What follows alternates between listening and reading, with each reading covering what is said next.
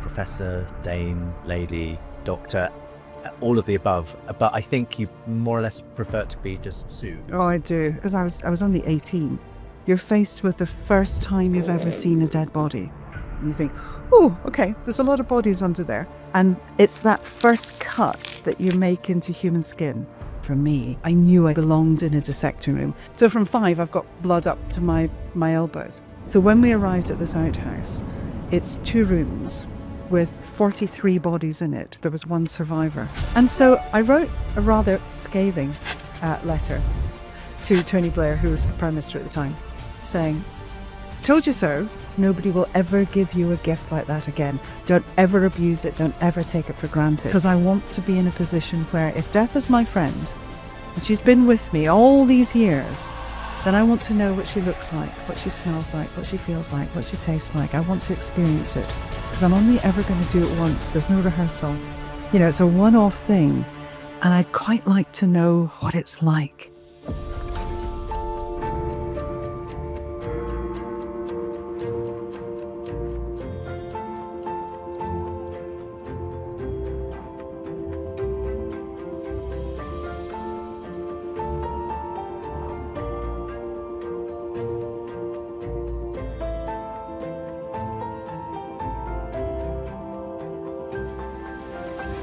Welcome back to Re-Enchanting, the podcast from Seen and Unseen. I'm Justin Briley. And I'm Belle Thistle. And this is the podcast where we look at our arguably disenchanted world and ask whether it can be reinvigorated with the vision of reality that is inspired by Christianity, by lots of aspects of history, art, culture. And we always have super interesting guests from all walks of life. And we've got a really exciting one for you today. Yes, we do. I'm so excited. Okay, I'm going to give you your bio, but you're not going to like it because it's got 2 of your titles on it, I'm afraid. But I'll only use them this once and then it'll be Sue henceforth. Okay. Professor Lady Sue Black is one of the world's leading forensic scientists. Police forces, the Foreign Office and the UN have all called upon her evidence in countless high-profile investigations. She's currently president of St John's College in Oxford, and in 2021 entered the House of Lords as a crossbench peer, and she's just hopped over the river to join us from there today. She has penned numerous books, including the Saltire Prize winning All That Remains, A Life in Death, and her latest book, Written in Bone, Hidden Stories and What We Leave Behind. And in 2024... Professor Lady Black, oh sorry, I've used it twice. Right, that's the last time now, I promise. Was also appointed to the most ancient and most noble Order of the Thistle, which is the highest honour in Scotland. Congratulations, that's huge. Well, there are, as we've already alluded to, many titles we could have introduced you by. Professor, Dame, Lady, Doctor, all of the above, but I think you more or less prefer to be just Sue most of the time. I do. I don't like titles. Titles for me feel as if they get in the way. They're useful because they can open a door for you in a number of places. But once you give someone a title, you throw it in, there's a hurdle there. And I don't like that. Well, Sue, from now on. Please, then. thank you. I appreciate that. And we will treat you the same as every other guest. I should think so because too. we always ask our guests this opening question as we're recording on top of Lambeth Palace Library, just across from the Houses of Parliament. What are you currently reading? I've got a whole lot of books set aside for Christmas because my downtime is Christmas. So leading up to Christmas, I often go back and read something that I've read before. And my go back to, I hate to say, and I promise this isn't set up, is Richard Holloway's Waiting for the Last Bus. And if you haven't read his book, it is just glorious, absolutely glorious. He just talks about life as a journey and the people who come onto that bus with you that are sometimes there for the whole journey with you, but equally important, those people who are just there for one stop, and how they punctuate your life and how they can impact on your life. And every time I go back to it, there's something new that I find in Richard's book. Yeah. And he's the former Bishop of Edinburgh, I think, isn't yes, he? He is. Yes, so. And the thing that gets everybody in it is that right towards the end, he says, and of course, I've just got my last dog. Because he's getting on in years. Yeah. And of course, everybody then just breaks their heart at the prospect that this is his last dog. And everybody apparently asks him, have you still got the dog? Right. And that's what everybody remembers. You must get asked a version of this question all the time. So I'm almost apologetic for asking, but I'm just so intrigued. what you do now, being one of the world's leading forensic scientists, when you think back to your childhood, you know, like the ideas that were in the air, but your experiences, the family that was swirling around you, can you like draw a line between what you do now and then? Can you see like the beginnings, the embers there in your childhood? So it was Steve Jobs who said it's wonderful when you get to a certain age and you have that confidence and space to stop, turn around and look behind you, and you can see a long path behind you, because there's more behind you than there is in front of you. Sure. And as you can look along that pathway, you can see the crossroads where you made a decision. And that only comes with time. And so I can go right back to being a little girl on the West Coast with my father. My maiden name was Gunn. My father was a great shot, just the way it goes, just the way it goes.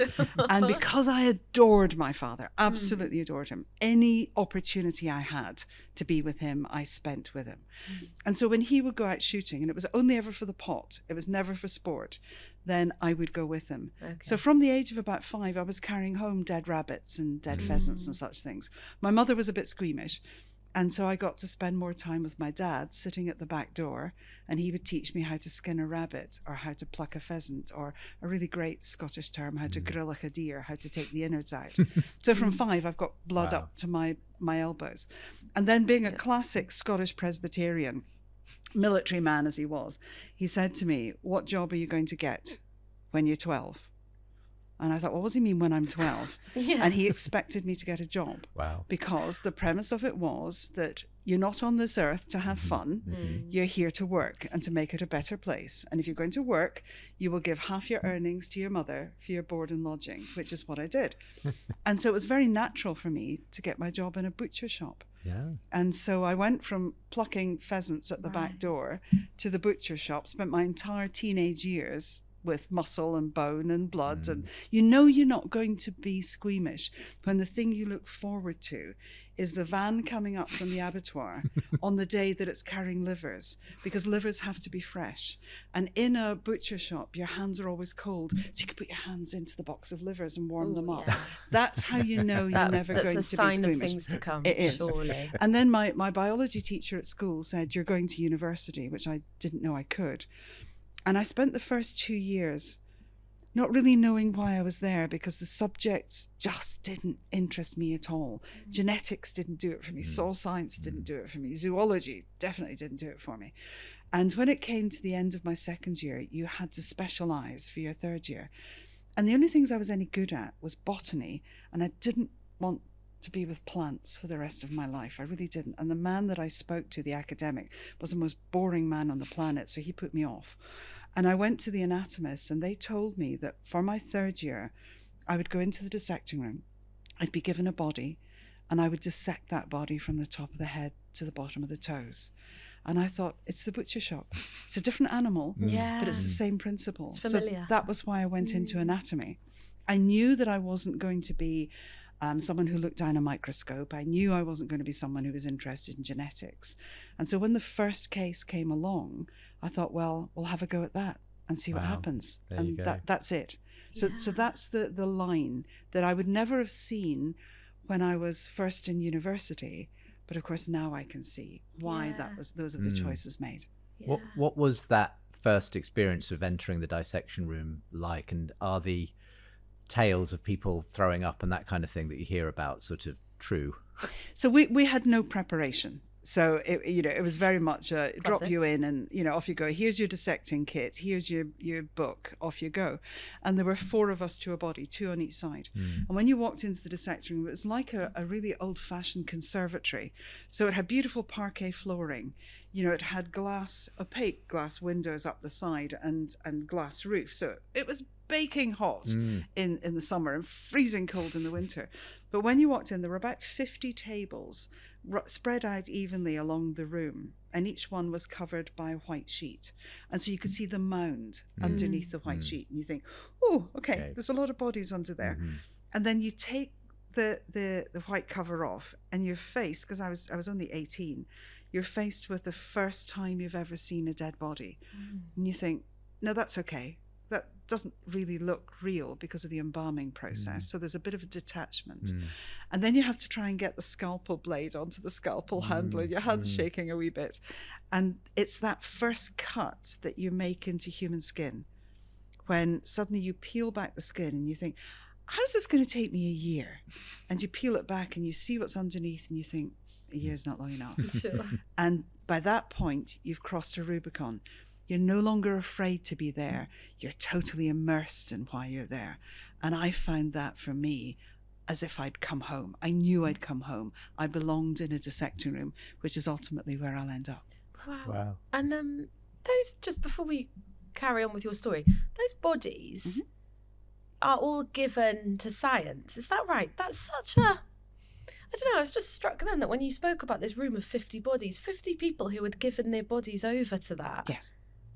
That's such a, like, self-give, literally it's a self-giving thing, but such a generous act to just say, like, let's let 18-year-olds learn their craft on me, on my body. But it's really sobering. So when you're faced with this body, and every student gives their body a name, they don't know the name of the person, but mine was Henry. It was always Henry, because that was Henry Gray, Gray's Anatomy, the real Gray's Anatomy, the book, not the television series. And so he was Henry. But you knew the moment you walked in there, he had consented that his body could be used for these purposes. Yeah, wow. And he had therefore given us a gift that nobody else could ever give us, ever. Because the only thing he asked, he was not paid for this. The only thing he was asked was that we learn. And for me, that was just the most sobering thing. And it's never, ever left me. And I've always said to all of my students, nobody will ever give you a gift like that again. Don't ever abuse it. Don't ever take it for granted. It is the most selfless thing that somebody can do, to say, I no longer want these remains. I no longer inhabit them. I give them to you, and all I ask you to do is learn. And in Dundee, we used to call them our silent teachers. And the rationale was that they would teach our students more than we ever could. So they were very, very welcome members of staff.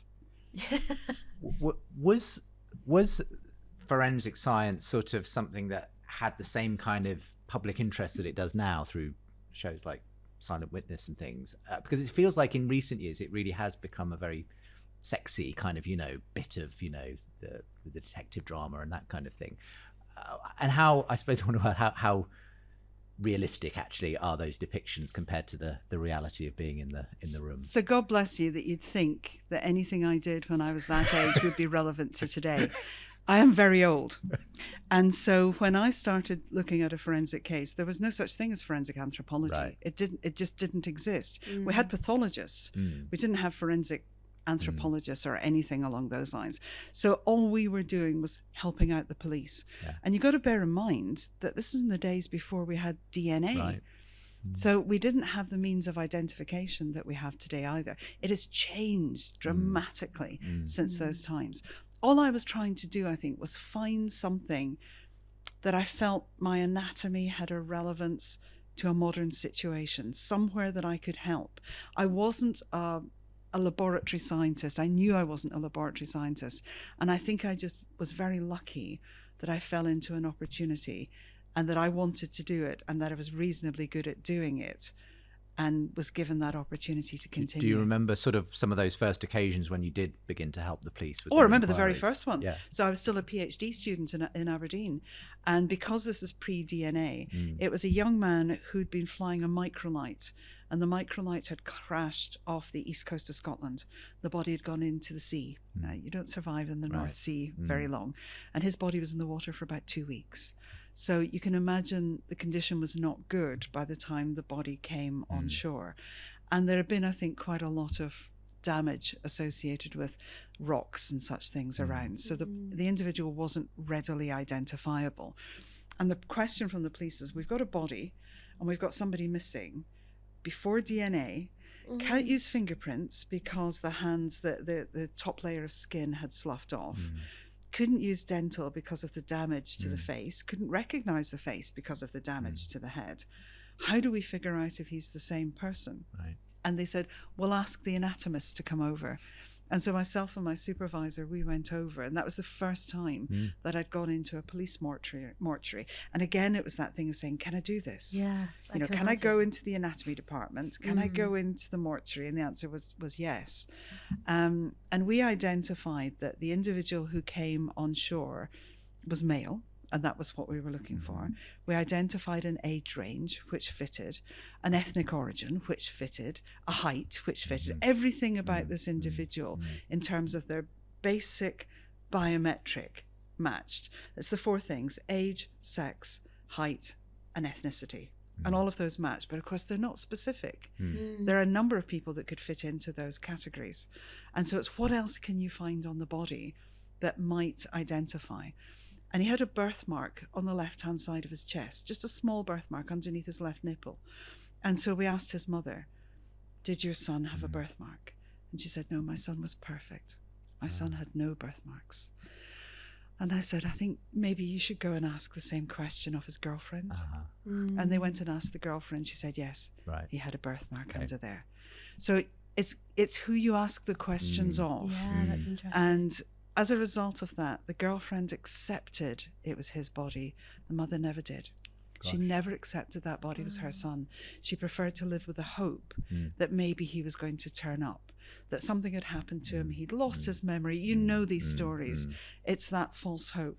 I think what our job tries to do, and it isn't unkind, I think it's a really kind job, is to be able to say, I'm really sorry, but in my opinion, this is your son. And it's dreadful news. It's absolutely dreadful news. But there's a kindness in there because it takes away that living with false hope. And it hopefully allows you to come to terms with the grief and to be able to put that body in the ground or whatever, have a place to go to recognize and remember who they were. I think the hardest thing sometimes in terms of closure is when there isn't a body. Exactly. Very much so. So you talk to families where there's a missing person and they say, our life just went into a stutter. We couldn't get beyond there because we don't know what happened to them. And all we can think about is that what happens to them is the worst possible thing that you can imagine. And they always say when we come to the door, yes, it was awful. I really hated the fact that you gave me the news. But 5 years on, I realise I'm in a different place now than I would have been if he hadn't been identified. Yeah. It reminds me of, I read All That Remains, one of your books, last weekend. And you speak about your dad and you just say really plainly, you know, when people say, I've lost someone, and you say, I haven't lost my dad. He's not lost. He's not lost. I know where he is. Exactly where he is. I put him there. If he's not there, I want to know where the heck he is, because I put him in that hole in that ground. He's not lost. We use a lot of euphemisms. Yeah. In my world, we don't. And I always try to be fairly careful because for some people, the abruptness of our language can actually be painful. Okay. So we will adopt the softer tones. But for my father, no, my father's dead. I know where he is. He's not missing. He's not lost. I miss him every single day of my life, and I have lost him from my life. But he isn't lost. He isn't missing. I know exactly where he is. Yeah, and I suppose it's that situatedness and that knowledge that is the kindness to give to others, is to say that you don't have to live with this uncertainty. Here's a tragic piece of certainty, but it's a kind piece of certainty. Yes. Yeah, and that's a real form of, you're right, that's a kind of gift, I suppose, isn't it? It is a kindness, but it's a kindness that is wrapped with pain. Yeah. There's no doubting that. Yeah, I can imagine. What other clues? You know, you've mentioned the four key ones, but it's just the way you speak is so interesting because it's almost like our bodies tell the story of who we are in ways we haven't really taken into account. So I'm just wondering, are there what other clues do our bodies give about who we are? So a lot of the events that happen in our life will never impact on our bodies in long term. Yeah. You know, so if you have a dose of the flu, the chances of me being able to detect that, zero, absolutely zero. But if there's been major upset or insult to a body, then it's almost as if that story can get laid down. So, you know, I'm an anatomist. I would recognize you by your left hand. Yeah. And by your dentition. because these are things, I've now made you uncomfortable, and that wasn't my intention. But I look at people, and you're now hiding your hands. I look at so people self-conscious now. just because of identification. I'd recognise you're a dentician as well. So at the end of the day, there's something about us all that we are unique. And it's not a word that I use lightly, because unique is a really difficult thing to prove. It is a very definitive thing. You can't be a little bit unique, just like you can't be a little bit pregnant. You're either unique or you're not. Yeah. But there are enough indicators within us that say, if we stack those up, then the chances of it being anybody else are extremely slim. And when Alec Jeffreys had that moment in his lab in Leicester, when he was trying desperately to get his medical genetics experiments to work, and he couldn't, and he suddenly had this eureka moment that went, the reason I can't get it to work is everybody's DNA is different. Nobody knew that before then. And the world changed. The forensic world changed. Now, we'd go first of all for your DNA, for your fingerprints. Are you on a register somewhere, maybe because you've had a criminal record? Or are you going to match with a missing person? We'd then go to your family and say, can we have some photographs of you? Can we go into your room? Do you have a screen? Are your fingerprints all over that computer screen, or your phone, or on your bathroom mirror? Are there some dirty laundry around that we can take away for your DNA, or a toothbrush, or a hair bobble, or something? And so we'll be able to find your DNA, your fingerprints, hopefully in your room. Your family will direct us to your medical records, to your dental records. They'll give us the photographs. They'll describe you. They'll tell me what your tattoos are like, or what your piercings are, or whatever they may be. And so we'll have all that ante-mortem information, that information about you while you were alive. Okay. We will go into the mortuary and we will collect all the post-mortem information. So what does the body tell us? And can then the two match? And that we never have too much information, because you never know what you're going to need. We can have insufficient information, but never too much. So everything about you is important.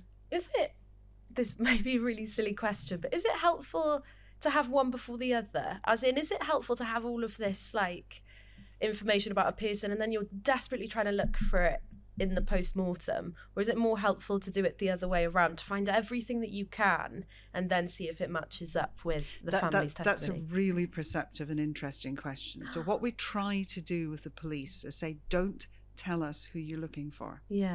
Because if we have a body and they say, we're looking for a woman who's 25, then you will look at the body and go, is it a woman?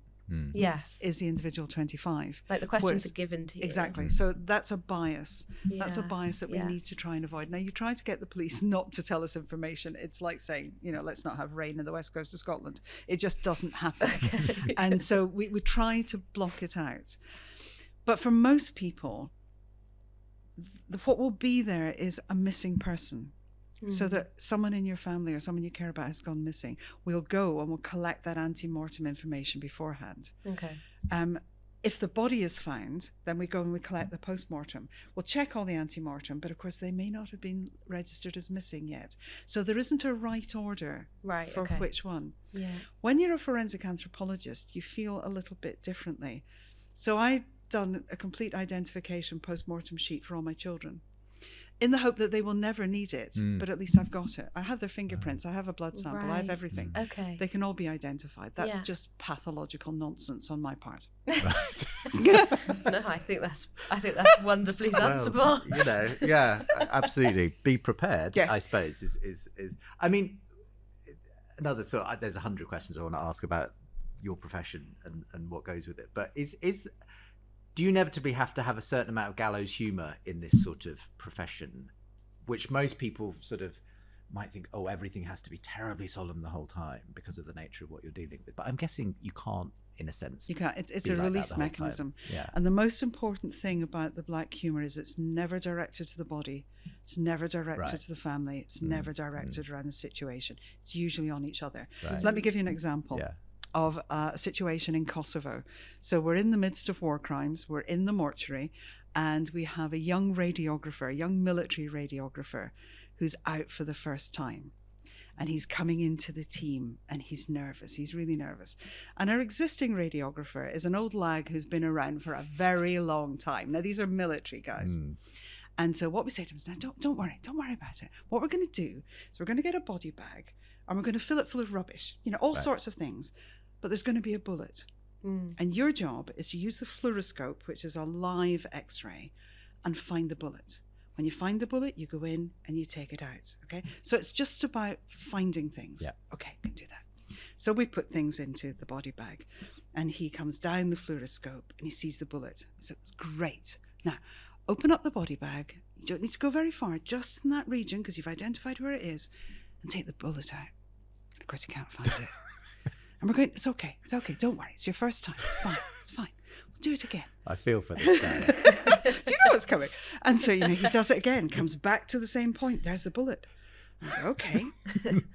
Open it up now, have a look. So in he goes again. He's sweating by this point because he can't find the bullet. And we're going, well, you've done it twice now. How many times do we have to do this? Okay, let's do it again. And of course, we kept doing it until we eventually told him that we'd take the bullet underneath the table. So he was never going to find it in the first place. Man. He learnt, though. He absolutely learnt. So we will take the mickey out of each other, Sure. but never out of a body, never out of a situation. Yeah. Because what we're doing at times is just so awful. Yeah. You have to have the humour. Yeah. Because if you don't, I don't know, it feels like a release mechanism in some ways. This perfectly leads me on, because my next question was going to be to ask you about Kosovo, because I imagine for you every single case is seminal, but something about the story of what you encountered at Kosovo stuck with me. So I was wondering if you'd be willing to share a bit of that story and your experience there. I was sitting at home in Scotland when my phone went, and it was Peter Van Esses, who's a pathologist. And Peter said to me, what are you doing at the weekend? And I thought, oh, nice. He's inviting me for dinner. And he wasn't. He said, fine, if you're not doing anything, we've got a flight. You're heading over. You're in Kosovo. And I said, how long am I going to be there? I said, I have no idea.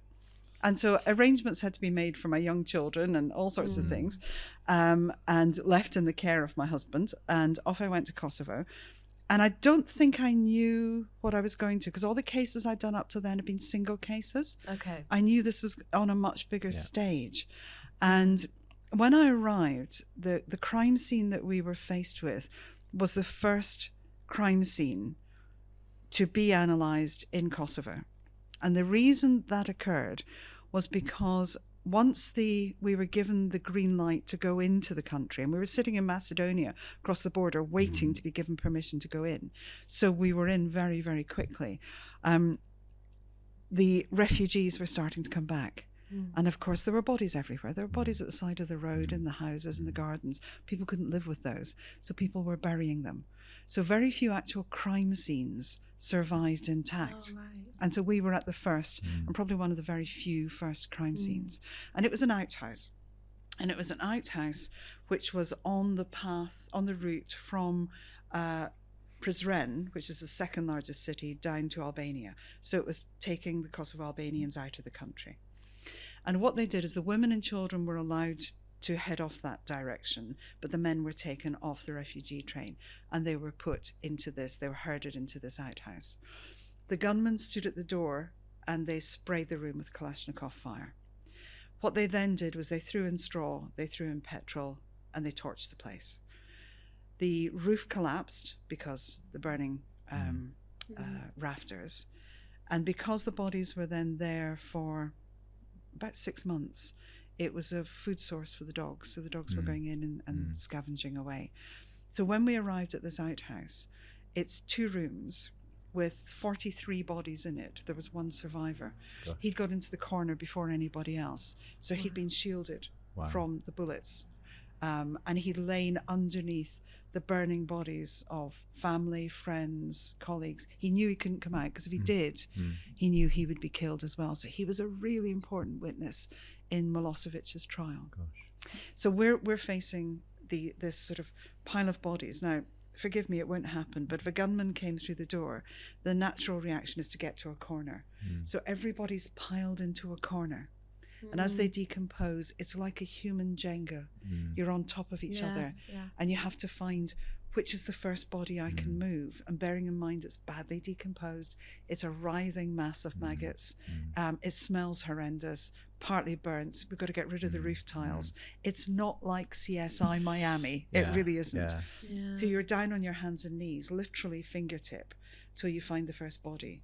And then you have to go up the pile to find which is the one at the top. And can I remove that first? And then the next one and the next one. Because what we're there to do, it's an indictment site.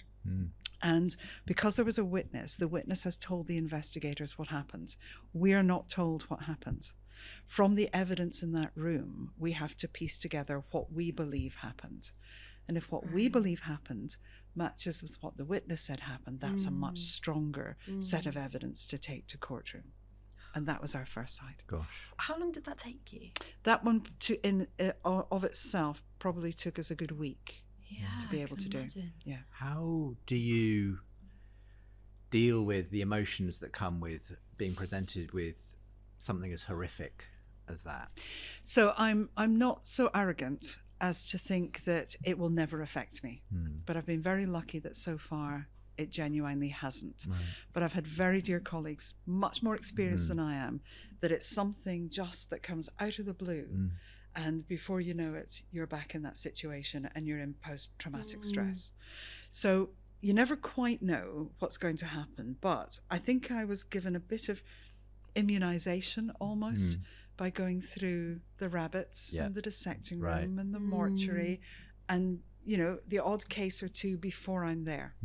So that, I think, gives you a little bit of immunity. But a really dear friend of mine, who's now a retired detective, said to me, you shouldn't do these things because, you know, they're going to stick in your mind, but you're an irascible, middle-aged, Celtic, red-headed woman. You're not going to take my advice anyway. Don't own it. Don't own the guilt. You didn't cause this. You couldn't have stopped it. It's not your fault. You're not there to have an opinion. You're not there to have to make somebody, you know, find somebody guilty. Your job is to be a scientist. Go in there, find the evidence, recover the evidence, analyze the evidence, and present it, and then go home. And he sort of said to me, think about having a clinical box inside your head. That when you go to work, you open the door and you close your world behind you. And then when you've done your work, you come back out again and close the door. The danger is when you don't close the door properly and you get a bit of a bleed between one world and the other. But if you're aware of it, then that's the best mechanism that you can have to support yourself. Does that week, when time-wise you're a bit removed from a situation, so when someone would speak of Kosovo now, are you still able to have that objectivity, or can you not help but look back and then have, you know, an opinion's not the right word, but an opinion when it's in retrospect? So I never do it on a case. Ever do it on a case. So I took his advice and I hold it rigidly. It's why people have said to me, have you gone back to Kosovo since? I never will. I can't go back. If I go back, I'm in a different responsibility, a different place, and I'm going to view it differently. And I can't do that. This has to be clinical. It has to be locked away.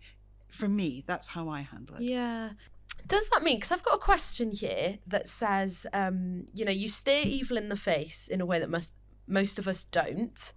And it asks, what has become your paradigm, like the way you hold the worst things that we can do, the most violent things we can do, the ways we can hate each other. But actually, I don't want to presume that your job necessarily leads to that, therefore.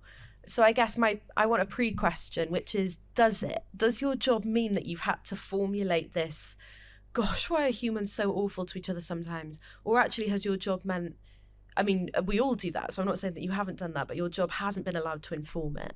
Do you know, I think if you were to look at humanity, the proportion of humanity that is evil and bad is so much smaller than the portion of humanity that is good.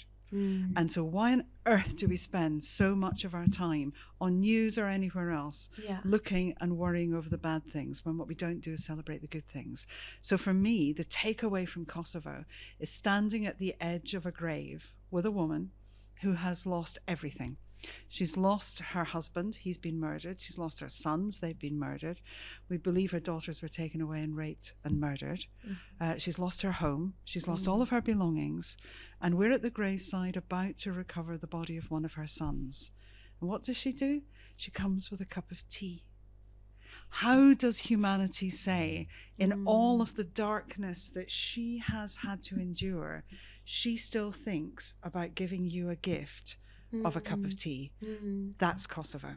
The horror that happened isn't Kosovo. Okay. It's the goodness of spirit of those that go above and beyond whatever's happened to them and others to remain good in the world. That's what Kosovo is. I suppose I'd love us to come shortly to some of the more ultimate questions, if you like, that inevitably your work raises, even as much as you go in there obviously with a very specific job to do and it has to be done. But just before we do that, another significant, event that went around the world, of course, was Boxing Day 2004, the tsunami and the devastation that wreaked. Tell us what that meant for you and what your involvement was in the aftermath. So up until that point, we had really been belabouring to the government that if a mass fatality happens, we don't have the ability to respond to it at a national level. We need to have the training. We need to have our police ready to go. It's not an if this happens, it's a when it happened. And then, of course, the Boxing Day tsunami happened. And I was sitting watching it, and my family said to me, go pack your suitcase because you know you're going. And I said, well, actually, I don't know that I'm going. They haven't listened to me. No. And so I wrote a rather scathing letter to Tony Blair, who was Prime Minister at the time, saying, told you so. We told you it's not an if we're going to need this, a when. The rest of the world is responding to this, and you're sending out 2 police officers from the UK. We are an international embarrassment. Yeah. And so I did that, and then I was asked to go out by a body recovery private company to go out to Thailand. And so I literally got on a plane and went out. And at that point, my letter had obviously been leaked by somebody somewhere to the press. So the press are trying to get a hold of me, phoning me at home, and my family are going, she's not here, she's gone, And so I then get a phone call from somebody in government. I genuinely can't remember what level of person it was in government who was trying to get a hold of me. But it was a very dear friend of mine who was a commander in the Met who was told to make the phone call. And he said, you're going to get... this next phone call is whoever this person was. I can't remember the name. And he said, but I've been tasked to find out whether you're a troublemaker or whether this is a genuine issue. And he said, now I know the truth. Yeah, you're a troublemaker. He said, no, I know the truth. This is genuine, but I need you to know that that's what I've been asked to do. And so I spoke to this individual, and they said, when you come back to London, we need to talk to you about this because, you were right. We do need to have a response. But the international response as it occurred in Thailand was really quite phenomenal eventually, but it was very bit and piece at the beginning. So when you think that thousands of bodies coming in, nobody knew what to do with them. They were in resorts, people were in swimwear. So you didn't have any form of documentary identification. There's no handbag, there's no wallet. If it is, it's probably separated from the body. And with the best will in the world, they thought the best thing to do was to put these bodies onto the back of trucks and take them to the temples in the cities, because you focus on a place of sanctuary and religion. So the bodies were turning up in hundreds at these temples that just weren't capable of coping with that. We managed to get what we call reefers, which are the refrigerated trucks, that you send food around the country in, because the biggest enemy is decomposition. And we need to slow down decomposition because the temperature was so high. These bodies were just bloating as you watched them and decomposing. So we managed to get the reefers in, get the bodies cooled down. By that point, I think it was Norway came forward and said, we will fund a major mortuary and we'll build it. And that's what they did. And so everything then moved out of the cities and into these major mortuaries. And by that point, then we were working at an international standard with Interpol, everybody doing the same thing, irrespective of which team you came from, whether you're from Switzerland or France or the UK, you were working together as one team. We got there, but we didn't get there quick enough in some ways, but we did get there. And obviously did that incredibly important work of identifying bodies so that families could have that closure and have that. Initially, when the families were coming in, they were being shown, so people are taking photographs of the faces. And so families were sitting down in front of a computer watching face after face after face, decomposing and bloated. And we just came in and went, stop, you can't do that. These are families, for a number of reasons you can't do that, but scientifically, these are families under stress. Some of them will desperately want a body, so they will claim any body they think might be theirs. Some will desperately not want a body. So they won't identify anybody. And we know that you'll get it wrong in a sufficient number of cases, and we can't have that. So we stopped that very, very quickly. That was difficult for families because, of course, it put a delay on being able to get the bodies back to them. But we had to explain to them the delay is important because we can't afford to make a mistake. If we make a mistake, we don't make one mistake, we make two. Because it means I've identified the wrong bodies. So I've prevented another family from having that closure. So we have to get it right. And we had to collect all the ante-mortem information. We had to collect all the post-mortem information. We had to do the matches.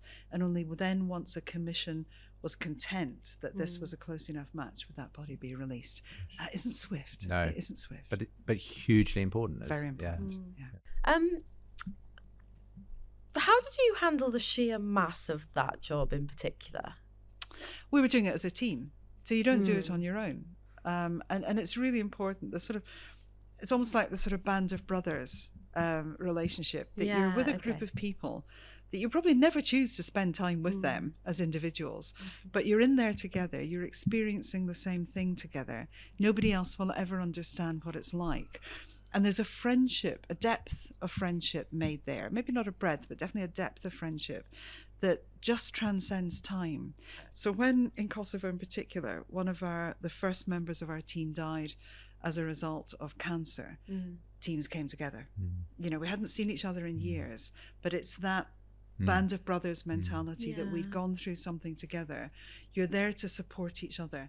Sometimes being a woman on a team and a woman of a certain age is quite useful because you become the mother figure. You become they tell you what's bothering them. You know, you can go, you've had enough beer, go to bed now because we've got work in the morning. So you can press the mommy buttons. And sometimes that's a really civilizing and stabilizing role to play in a team. And it's one that I adopt really, really easily. I was going to ask, how have you been changed, if you have been, in a sense, by all these extraordinary experiences, which, you know, are beyond the imagination of many people? You've said, in a sense, that you've got this quite unusual ability to actually sort of compartmentalize things and not necessarily sort of be overly affected by what are in themselves very distressing scenes, I would imagine. But would you say that you have been changed, in a sense, by the work that you've done over the many years that you've completely done it? And utterly. Yeah. In a world where we worry about, did we hoover the floor? Have we got a scratch down the car? Have I really got the latest trainers? I don't care. I seriously don't care.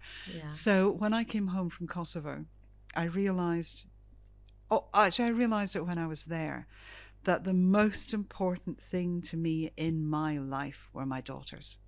So my children mattered more than anything. And these were families who'd lost that. So when I went home, I didn't care whether the hoovering got done. I didn't care if there was food in the fridge or not. We could always go and have takeaway.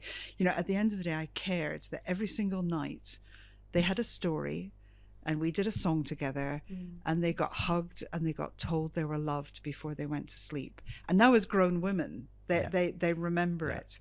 And it's amazing what you do, what you imprint in your children without you realizing it. My middle daughter, when I did Desert Island Discs, and one of the tunes that I took was a lullaby sang by Nancy Griffith that I used to sing to them. And my daughter had been out the night before. She's a nurse, that's all I need to say. She was out partying the night before, so she probably wasn't feeling, you know, her usual self. And she said, I was lying in the bath, Mum, and that came on, and she says, I just lost it. She was absolute and utter floods of tears because that song came on. And for her, it was, I can remember being that age with you singing that to me every night. Now I realize, because she'd heard the story of it on Desert Island Discs, now I know why you did it. Because she didn't know why I did it, but she knew I did it. And that connection was so incredibly powerful for her. So it just taught me the things to care about and the things not to care about at all. Including whether we get your name title correct. No, I couldn't care less. Absolutely couldn't care less. That's so healthy. You really spend a lot of time looking death in the face. And I feel like as a culture, we try and do the opposite. We kind of banish it. Happens out of sight. Doesn't really happen out of mind, but that's what we want it to. We want it to be out of mind. we just don't want it to happen before us. We don't want to face it. We don't want to look at it. We don't want to spend too much time contemplating it. We don't want to talk about it.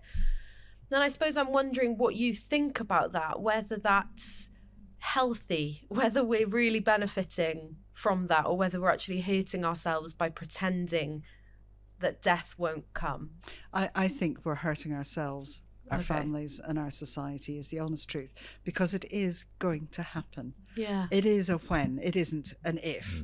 It's the one thing that's guaranteed, is it's going to happen. And when we're born, we're given a life expectancy. And we think, oh, it's 82. And we think we're going to live to 82. And so therefore, if we don't look at death, if we don't welcome it in, then, you know, we're going to live till 82 and we don't have to worry about it. You know, my daughter's looking and going, you haven't got long left then, Mum, you know, which is really nice. It's really healthy of them. But there is that expectation. So you don't want to welcome it in. You don't want it to become a part of your life. But it is the most intimate part in many ways of your life. So the most important thing that I think I've ever done for my father, who I just adored, as I've told you, was that he developed Alzheimer's, and he lost all his stories, which was awful because he was such a storyteller. And he just sort of went into a shell, and he became non-ambulatory. He didn't walk for at least 2 years. He'd fallen and broken a hip, and it just never happened. And then he just stopped talking. And so we lost conversation with him. But I always believed he was still in there.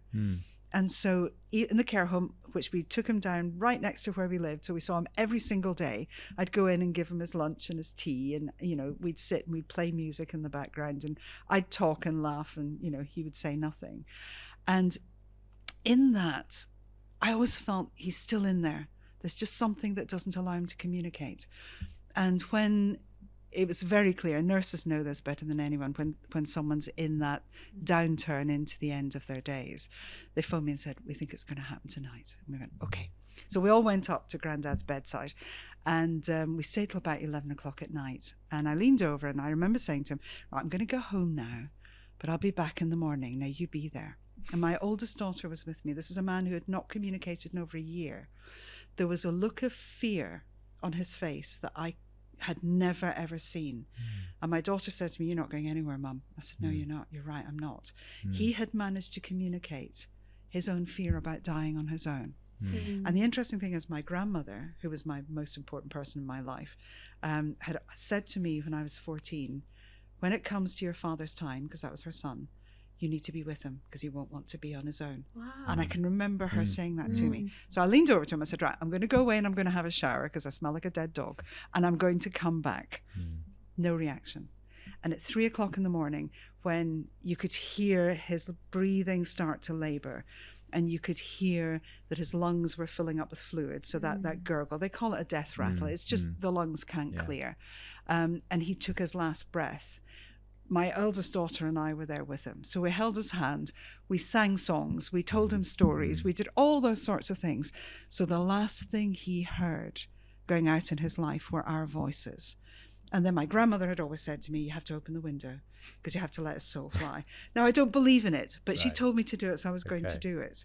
And so for me, being able to be there for him at his last moments, when my grandmother, some 40 years before, had said, don't leave him on his own. She was absolutely right. But my grandmother was a typical West Coaster, and she had this belief in a life after death. She wasn't a particularly religious woman, but she liked to believe in the ghosts and the spirits and those sorts of things. And she always said to me, death walks alongside you every moment of your life. It's not something that's away on a horizon. It's there right beside you. And at every moment in your life, your paths could cross. And you don't know whether it's when you're 82 or when you're 12. You just don't. And if death's going to walk alongside you, wouldn't it be better if it was your friend rather than your enemy, something to be afraid of? Wouldn't it be better to come to terms with it and be ready for it? And because she was a lady born in the 1800s, she couldn't have a friend that was a man. Her friend was a woman. So death for me was always feminine. So she was always a she.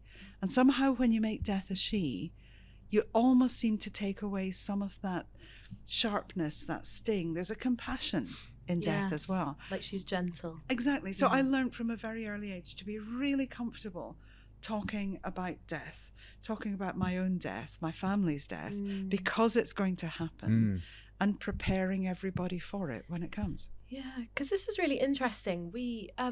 I listened in on an episode of God Pod, which is a different podcast we do, with Lydia Dugdale, who's a doctor, and she was just saying, like, no one talks about how they want to die. In that, would I rather die on my own or with people? Would I rather die at home or in a hospital? Would I, and we don't. Oh, I have. Yes. Oh, well, yes. I was going to say, I can imagine that you're I've written a document and I have a spreadsheet. Yeah. So Nice. my daughters know entirely. One of my daughters is my power of attorney for my health. She knows exactly what she can and she can't do. She's a nurse. And the other one has my power of attorney over my finances. She's the lawyer. It makes sense. I really chose their professions for them. You did well. So my daughter knows that I don't want to be medicalized. And that's part of what you were saying earlier. Yeah. Our death has become so medical. Yes. It happens in a hospital more than anything. It happens in a hospital. Our body's taken away by the funeral director and you never see it. Very few have got an open casket. So that fear of death is a fear of unknown. Whereas if it was a part of our community, as it used to be, because Granny used to be laid out in your front sitting room and everyone would go in and drink a cup of tea around and tell the stories because she was as much a part of the community in death as she was in life. We've lost that bit. Yeah. So my daughters know that I don't want to be medicalized. Okay. If I had a straight choice, then I would want to be able to take the pill when I am ready to go. I want my affairs to be in order. I want them to know it's going to happen on Sunday and I want to be able to take it. It's not going to happen in my lifetime. Assisted dying is on its way, but it's a long way away from where I personally would like me to get to. That's interesting. Because I want to be in a position where if death is my friend, and she's been with me all these years, then I want to know what she looks like, what she smells like, what she feels like, what she tastes like. I want to experience it because I'm only ever going to do it once. There's no rehearsal. It's a one-off thing. And I'd quite like to know what it's like. Well, which naturally leads me to my sort of question that's been in the back of my mind the whole time. And it is one of those ultimate questions. You say your grandmother had a belief in life after death. It doesn't sound that you've inherited that belief necessarily yourself, but tell me, what do you have a theory of what happens? So I have never been spooked. So the living terrify me. The dead are incredibly well behaved. So there is very nothing. predictable. Totally. You leave them in one place, you go back and they're still there. They don't get up and walk around. They don't moan and groan at you. They absolutely don't. So I don't have this ridiculous fear of the dead. I also have not experienced anything that says there's something beyond here. But I was brought up in the Church of Scotland and I do get a lot of comfort in churches. I do get a lot of comfort in the debate about religion. I believe very strongly in Christian values. Do I believe in an entity? That's evaded me. That doesn't mean that it's not there, but it has largely evaded me to this point. But you never know when that will change. So my mind is open, but I'm pretty much on the edge of when the light switch goes off, right? You're done. I mean, in that sense, when you say I want to know what death is like, if it is lights out, well, I'm not going to know about it. You're not going to know, exactly. And then, that's the whole point. That's a sort of... It's a catch-22. Exactly. Yeah, that's the problem, I suppose. But I have a life beyond being dead. Okay. So that I have signed my bequeathal forms so that when I die, my body goes back to my department in Dundee because I want to be embalmed the way that they particularly embalm. And I've made a request that my body is not dissected by the medical students or the dental students, but by the science students, because they really dissect thoroughly. Right. The medics and the dentists don't have time. Their curriculum is just so full that their dissection is often quite superficial. Right. They come back to anatomy when they're surgeons and they need to learn, the detail. But the science students, I want every little bit of me dissected as you can possibly imagine. Do you want whoever works on you to know it's you? Or no, they can't, because that's not proper. That's absolutely not proper. Okay. And so then what I would then want them to do is gather together, and let's face it, there's enough of it, the fat and the muscle and the skin and everything else, and just cremate that, because that's just soft tissue. There will be nothing left, because the ash comes from bones. It doesn't come from the soft tissue. And what I'd quite like them to do, but this is what I think they will probably balk at, I'd quite like them to take all my bones, They need to be boiled down because you need to get all the fat out of the inside because it's not pleasant. I know what's coming, I think. And I want to be a skeleton for the rest of my death. Knew it. Like one of the hanging skeletons. So I can carry on teaching for the entirety of my death. Now, my daughters think that's a fantastic idea because a bit like Day of the Dead, they say, well, Mum, we don't just go to a graveside to mourn you. We could come in and see you. We could visit you. And isn't that healthy? I kind of think so. Well, can you imagine? Like you say, they'll never know because it's not proper. No. But the chances are that if someone is doing forensic science, they know very well who you are. Can you imagine them finding out that the skeleton before them or the person they're working on is the legendary Wouldn't that be fantastic? So I will produce a sheet for them that tells you, say, fill in the blanks, how old was she when she died? And I will fill in an anonymous sheet that says, this bone was broken, this has happened, that has happened. Right. So that there's a full sort of list of identifiers that they could see if they can find within the bones. A bit like Where's Wally? Yeah. That's so fascinating. Just can I just say it's actually not right for everybody. So that's the important thing. Yeah, it absolutely isn't right for everybody. It's just right for me. Yeah, because I guess also it's not right for everybody's families. No. Like you say, your Absolutely daughter's not. very much like that's a place, that's a way that they will grieve in a healthy way that they're happy with. And for some people, they want a tombstone and they will whatever. So one of our families, and she won't mind me saying because she's done a documentary about it herself, so Tessa Dunlop, who does broadcasting, her father bequeathed his body to my department. And so, I mean, a lovely man. And his family just weren't sure. They really weren't sure. Tessa was always supportive of it, but many of the other families thought, was that the right thing to do? At the end of the time when we're finished with the bodies, we have a service. And there is always a coffin present in the chapel representing all the bodies. And the students come in, it's not mandatory, but the students come in and they line the walls of the chaplaincy. And the respect that they show, and then they give a little bit of a talk about what it means for them to have learnt from their silent teachers.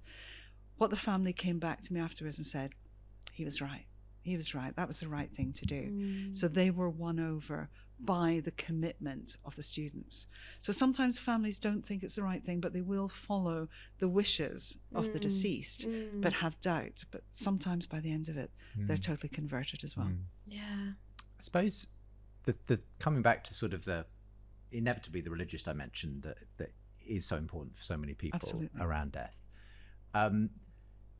It's so interesting to hear you sort of in that very almost counterintuitive way talk about death as a friend, because in the Christian tradition, scriptures, it is of course represented as the last enemy. It is the enemy, and you even referenced taking out the sting of death, and that's sort of the thing that in the Christian view that death has been overcome by resurrection, by the hope of a life to come and so on.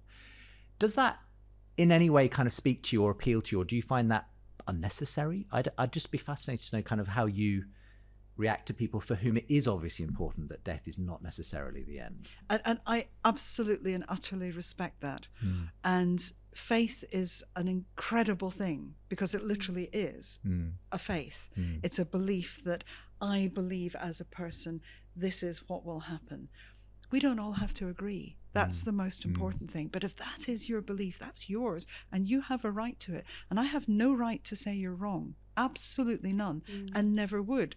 Because we may get to the point at the end of the life when I'm the one who's wrong and you're the one who's right.